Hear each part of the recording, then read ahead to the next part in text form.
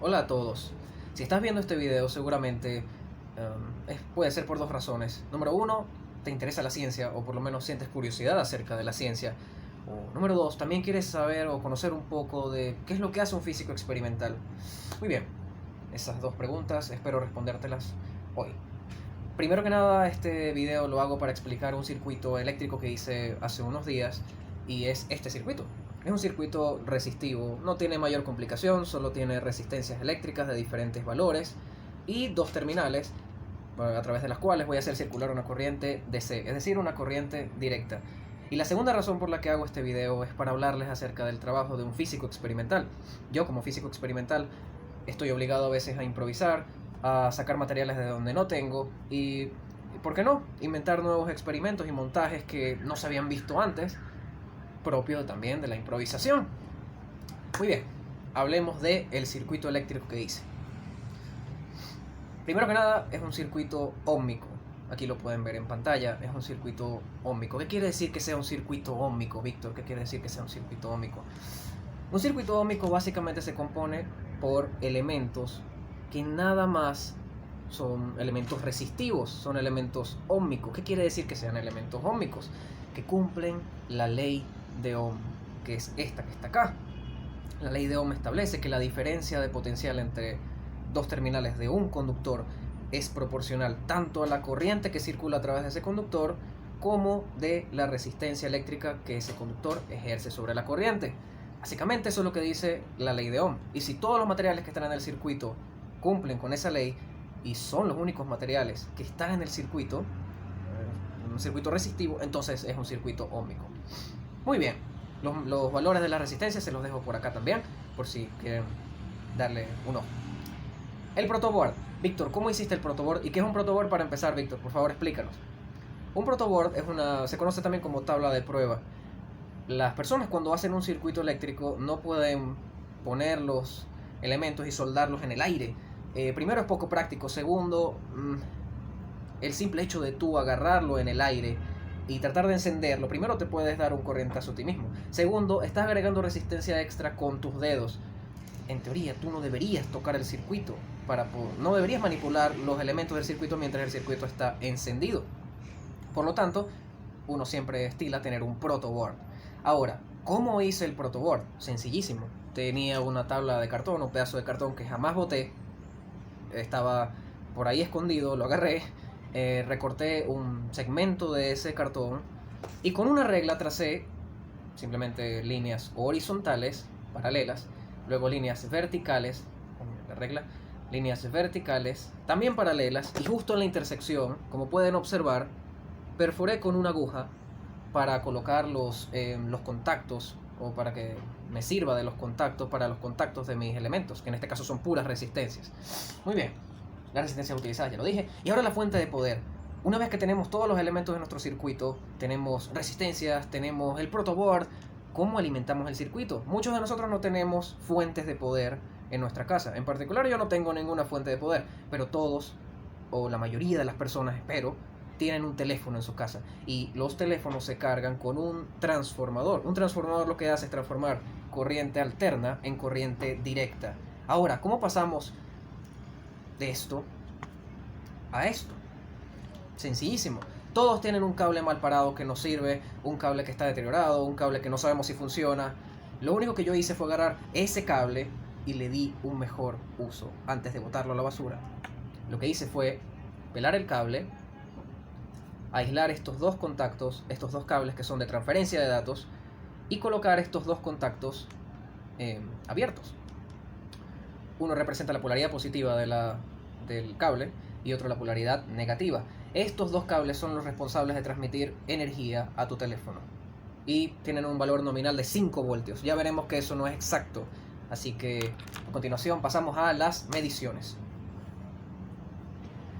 Como todo físico experimental, o como todo científico en general, uno no puede pasar a los experimentos de una, no puede lanzarse de boca con los experimentos.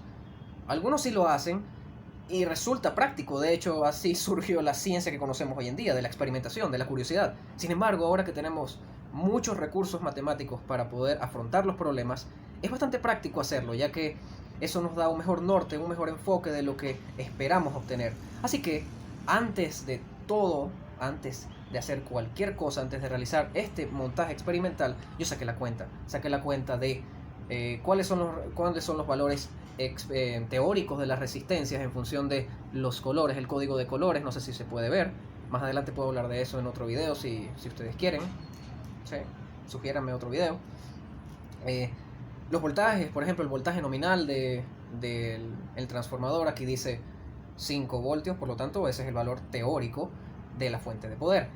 Y a través de varios cálculos matemáticos relacionando las leyes de Kirchhoff, que en otros videos puedo hablar también, las leyes de Ohm, pude deducir los voltajes experimentales de cada una de las resistencias, así como las corrientes nominales las corrientes experimentales, las corrientes teóricas de cada resistencia. Una vez que tengo todos esos valores, ya estoy listo para aplicar el experimento. A continuación les voy a mostrar una tabla de todos los valores obtenidos. Aquí está. Ahora procedemos a leerla un poco. ¿Qué les parece? Primero, los valores teóricos de corriente. La corriente total que circula por el circuito es de 1,31 miliamperios. Por el contrario, tenemos que el valor experimental es 1,35 miliamperios. ¿Qué pasó, Víctor? ¿Por qué los valores son diferentes? Ah, te pelaste. O sea, he gastado 6 minutos de mi vida viendo este video y ahora se supone que los valores no corresponden. Ajá, ¿qué me vas a decir ahora? Bueno, ya va, muchacho, no se moleste. Resistencia equivalente. Tenemos una resistencia equivalente, que es la resistencia total que ve el circuito, de 3,8 kiloohmios. Mientras que el resultado experimental nos da 3,7 kiloohmios. Oh Dios, ya va, muchachos, no salgan del video, espérense, no salgan del video. El voltaje del transformador es de 5 voltios, eso dice la cajita, pero yo medí 5,14 con el multímetro. ¿Qué pasó? No entiendo qué pasa. ¿Será que mi teléfono es especial y agarra esos 5,14 en vez de los 5 voltios que debería agarrar?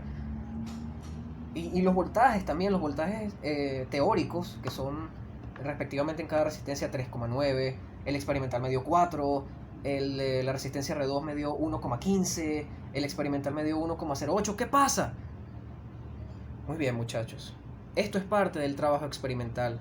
Siempre que sacamos resultados teóricos, tiene que corresponder con los datos experimentales, pero no necesariamente tienen que ser idénticos. ¿Por qué? Es sencilla la respuesta. El mundo no es perfecto. El mundo no es como aparece en los cálculos. ¿Por qué? Porque no hay valores exactos realmente. Hay intervalos en los cuales puede oscilar los fenómenos físicos que nosotros estamos estudiando y las magnitudes físicas en general que estamos estudiando. Por eso, los valores no corresponden exactamente con los valores teóricos. Los valores experimentales no corresponden exactamente con los valores teóricos. ¿Están mal? No, claro que no. De hecho, se asemejan mucho. Y es por eso que existe ese error de medición. Por ejemplo, el error al colocar las puntas, el error agregado por la impedancia que agrega el multímetro, el error también producido por los valores que son poco exactos de las resistencias. Todo eso influye, ¿ok? Más aún, entonces aquí tenemos caídas de potencial. Más adelante puedo hablarles de caídas de potencial y corrientes. Hablando de corrientes, fíjense en esto. Aquí tenemos los valores de corrientes, que es diferente al voltaje. ¿Por qué? Pregúntenmelo, yo puedo hacer un video hablando sobre eso. Aquí tenemos que la corriente que circula por la resistencia R1, es decir, la corriente que proviene de la fuente, es de 1,35 miliamperios. Pero algo pasa y en cada una de las resistencias, por ejemplo R2, R3 y R5, en esos tramos, la corriente disminuye. ¿Por qué? La respuesta es muy interesante. ¿Qué es lo que pasa? De esto habla una de las leyes de Kirchhoff. Y habla de la bifurcación de la corriente. Cuando la corriente encuentra un nodo o un punto en el cual puede separarse, se separa en partes, en diferentes partes. No tienen que ser partes iguales, simplemente son diferentes partes. ¿Y qué define la magnitud de esas partes de corriente? Sencillo, ¿qué tanta resistencia ven esas cargas en cada uno de los canales? Por ejemplo, vemos que en la resistencia R2, que es la resistencia que está por acá, la corriente es de 1,3 miliamperios. Representa el 78% de la corriente total. En el tramo R3, que es este que está aquí, no, mentira, el de arriba, este que está acá, R3, el de arriba, la corriente disminuye a 0,24 miliamperios, el 18% de la corriente total. Y por el tramo del medio, la corriente disminuye a solo un 4%. Quiere decir que del tramo del medio, la corriente ve la mayor cantidad de resistencia. Por eso es que es la menor cantidad de corriente. Más adelante puedo hablarles en un video de por qué pasa esto, cómo se puede comprobar experimentalmente. Bueno, experimentalmente lo acabo de comprobar, pero hacer un video dedicado totalmente a eso sería chéverísimo. Sin embargo, bueno, en este video lo que les quería mostrar era la cantidad de información que podemos sacarle de un circuito tan simple como esto, un circuito óhmico, nada más con resistencia. Podemos sacar información de voltajes, de corrientes, de resistencias, de caídas de tensión en varias resistencias. Por ejemplo, en estas dos resistencias, si lo pueden haber notado en la tabla de valores, ¿cuánto es la caída de potencial? En R6 y en R7. Es la misma, ¿verdad? Tanto experimental como teóricamente. ¿Por qué es la misma? Porque estos elementos están en paralelo. Y de estas resistencias que están acá, R3 y R4, la caída de potencial aquí es igual. Son diferentes, ¿verdad? Pero el potencial desde esta punta hasta esta punta, es decir, el potencial que siente esto, es igual al potencial de estas resistencias. ¿Sí? Porque estas resistencias, si sacamos una resistencia equivalente entre estas tres y sacamos una resistencia equivalente entre estas dos resistencias que resultan están en paralelo. Por lo tanto, el potencial que sienten es igual. Y eso se puede sacar la cuenta de eso, y ustedes mismos pueden sacar la cuenta y darse cuenta de que eso es así.